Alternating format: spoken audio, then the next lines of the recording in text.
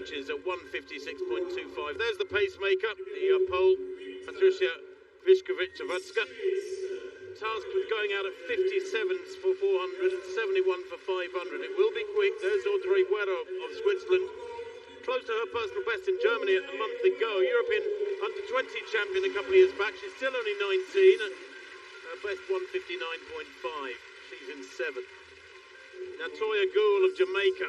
4th in the Commonwealth Games this year. She's super consistent. 3rd in that fabulous Paris 800 a couple of weeks back. Behind this woman, Keely Hodgkinson, who ran a world best and a personal best. From a 400 personal best at Chelmsford just 2 weeks ago. She's in fine fettle as the reigning European champion indoors and out, Keely Hodgkinson.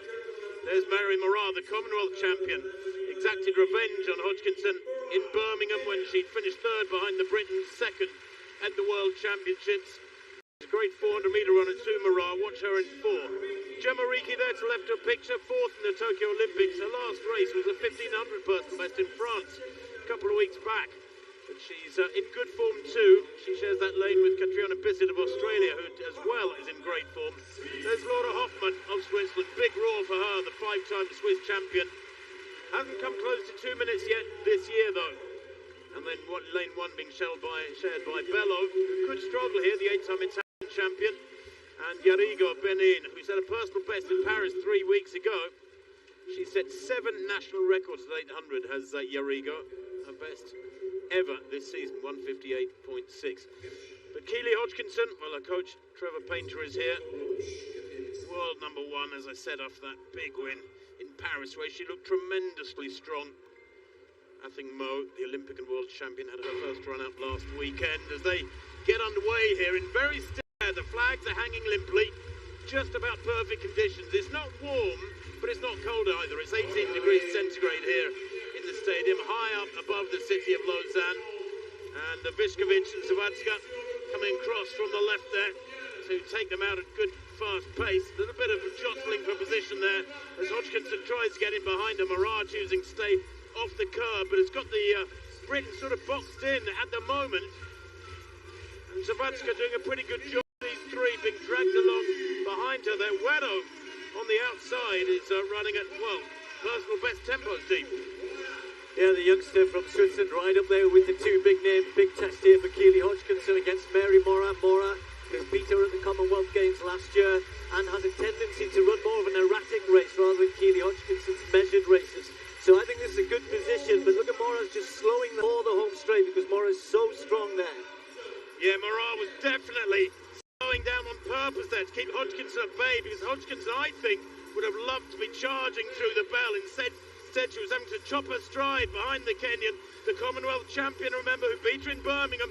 Pacemaker drops out, and still Hodgkinson there in 2nd place. The MORAA is significantly quicker over 400 metres. Indeed, she was a 400-metre specialist, and she has controlled this one so far. Hodgkinson, though, needs to be able to contend with all conditions.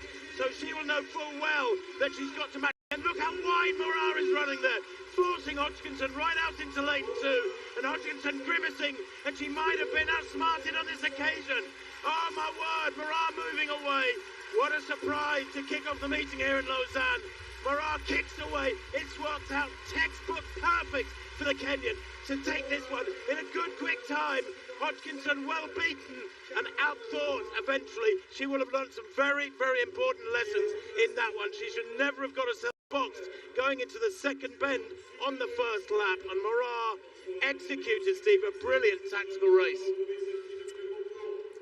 It's non-conformist at times, but she's learning, Mary MORAA. When she first came on the scene, she was going off crazy first 200, slowing right down and speeding up again.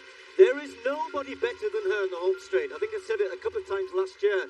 Yes, when the pace is hot, I think Keely Hodgkinson ahead of her, she might not get past them. But to allow MORAA to control the race, like you said, Tim, Keely had an opportunity. I think the plan probably was, I don't mind if MORAA gets ahead of me. She goes out so hard the first 200, don't fight her. But then Keely had to try and get charge of the race, and she never did that. And MORAA was able to slow it down at the front, and then with 200 to go, you saw Keely make a bit of an effort to try and get past her, couldn't. And then after that, MORAA is so strong in the home straight. She does this time and time again.